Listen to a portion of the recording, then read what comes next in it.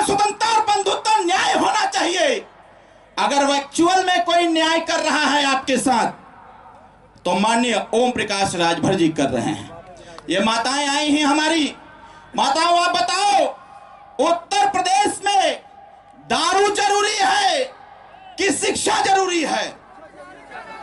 कितने लोगों को लगता है कि शिक्षा जरूरी है? जरा हाथ उठा के बताओ तो, दोनों हाथ उठा के बताइए।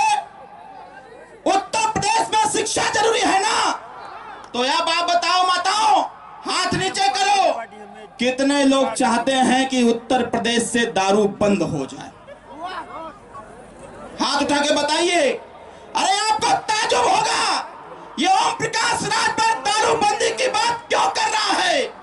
इसलिए कर रहा है कि एक साल में गरीबों को दारू पिलाने के लिए 23,000 करोड़ रुपया सरकार देती है, और आपके बच्चों को पढ़ने के लिए 900 करोड़ रुपया। यही लड़ाई है। भारतीय संविधान के समानता के अधिकार के तहत उत्तर प्रदेश में दारू बंद होना चाहिए, और दारू बंद करवा करके 23,000 करोड़ रुपए का प्रयोग बच्चे और बच्चियों की पढ़ाई में होना चाहिए। साथियों, यह लड़ाई माननीय ओम प्रकाश राजभर लड़ना चाहते हैं। तो बताओ, साथ देवाई कि ना देवाई? बताओ नौजवान भाई, साथ दोगे कि नहीं दोगे आप लोग? माताओं बताओ, साथ देंगे कि नहीं देंगे आप लोग? दूसरी बात, हम लोग बोला करते थे कि इस देश में अगर हम लोग हैं तो हमको भी शिक्षा मजबूत, जैसे लोग शिक्षा पाते हैं वैसा मुझे मिलना चाहिए। हम लोग लड़ाई लड़ते रहे, लोग आपके मनोबल को तोड़ते रहे, लेकिन जरा देखो, जब आपने पीला झंडा थामा, यहां झंडा कितने लोग लिए हैं? जरा झंडा उठाइए तो, अपना अपना झंडा उठाइए। इस झंडे का कमाल देखिए। जब आपने इस झंडे को अपने दरवाजे पर लगाया तो सत्ता और सरकार के लोगों ने कहा कि ये ओम प्रकाश राजभर मानने वाला व्यक्ति नहीं है। और आपने जब इकट्ठा हुआ, आपने जब रैली, सभा, जनसभा करने का काम किया, उसका परिणाम क्या निकला? जो लड़ाई हम लड़ते थे कि भारतीय संविधान के मानक के अनुसार हर गरीब को समान शिक्षा मिलना चाहिए, माननीय नेताजी के प्रयास से अटल आवासीय विद्यालय खोला गया। जिस भी परिवार का श्रम कार्ड बना होगा, जॉब कार्ड बना होगा, उस परिवार का बेटा और बेटी अटल आवासीय विद्यालय में बिना पैसा में पढ़ने का काम करेगा। 2 साल से यह विद्यालय चालू किया गया है। साथियों, मैं आपसे आग्रह करूंगा, माताओं, आप भी अपना श्रम कार्ड बनाइए। माननीय नेताजी मंच पर हैं। जीरो पॉवर्टी स्कीम को लागू करने वाले डॉक्टर BR अम्बेडकर साहब कहा करते थे, जब वह कानून मंत्री थे, वह भी चाहते थे कोई ऐसी व्यवस्था बने जिससे एक साथ गरीबों तक सारी व्यवस्था पहुंचे और ये जो ऊंच नीच की खाई है उसको समाप्त किया जा सके। डॉक्टर अंबेडकर साहब प्रयास किए, मान्यवर कांशीराम साहब ने प्रयास किया, लेकिन उनके सपने को अगर किसी ने पूरा करने का काम किया तो उसका नाम ओम प्रकाश राजभर। साथियों, जो आपके मंच पर बैठे हुए हैं, माननीय नेताजी आएंगे, आपको जीरो पॉवर्टी के संबंध में बताएंगे कि ये जो महात्मा गांधी जी की जो सोच थी, डॉक्टर अंबेडकर साहब की जो सोच थी, मान्यवर कांशीराम साहब की जो सोच थी, वह बात माननीय नेताजी बताएंगे। साथियों, ज्यादा कुछ मैं नहीं कहूंगा। अभी हमारे इस मंच से बिजली बिल की समस्या के समाधान के लिए हम लोग निरंतर लड़ते रहे, और उसका परिणाम क्या निकला यहां बताना चाहता हूं आपको। 15 दिसंबर से 31 दिसंबर तक बिजली बिल पर जितना सरचार्ज लगा हुआ है, ब्याज वाज लगा हुआ है, वह माफ किया जा रहा है।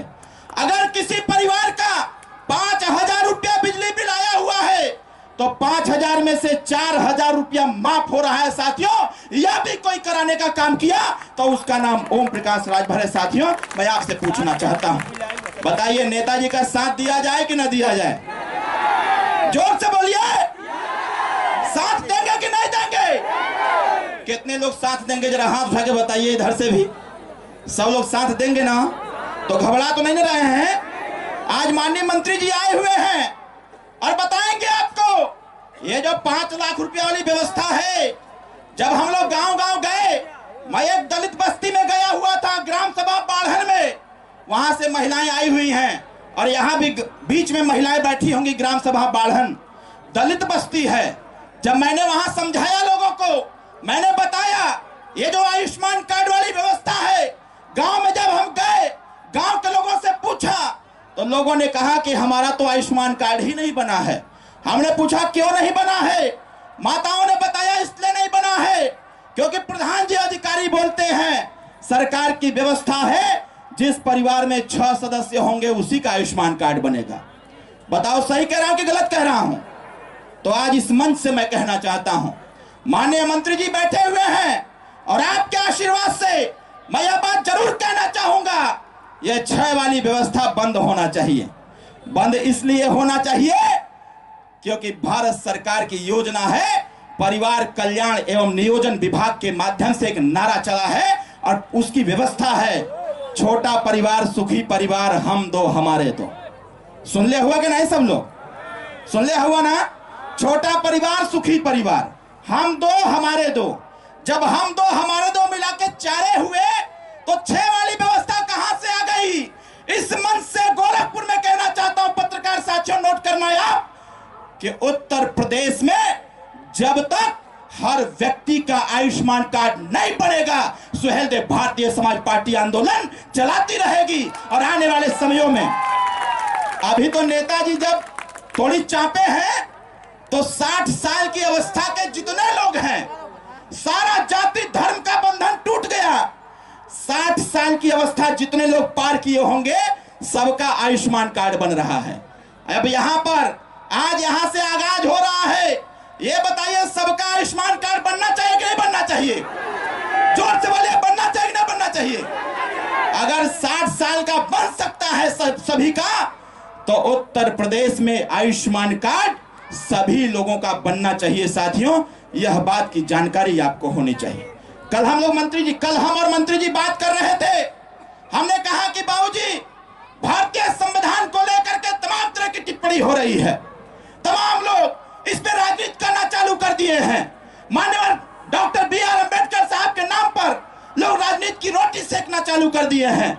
हमको लगता है कि जो उत्तर प्रदेश और देश के विपक्ष के राजनेता हैं, इनको सही दिशा नहीं मिल पा रहा है।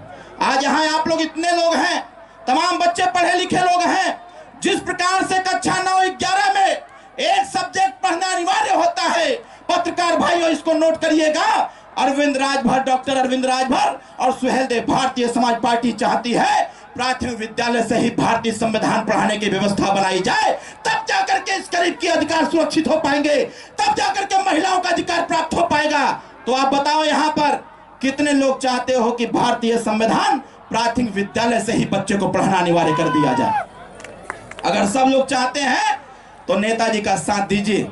ज्यादा कुछ नहीं कहते हुए, आप सभी लोगों से आशीर्वाद की कामना करते हुए, नौजवान भाइयों का धन्यवाद देते हुए, माताओं का धन्यवाद देते हुए, पत्रकार भाइयों का धन्यवाद देते हुए, सुरक्षा कर्मियों का धन्यवाद देते हुए मैं अपनी वाणी को यहीं पर विराम देता हूं।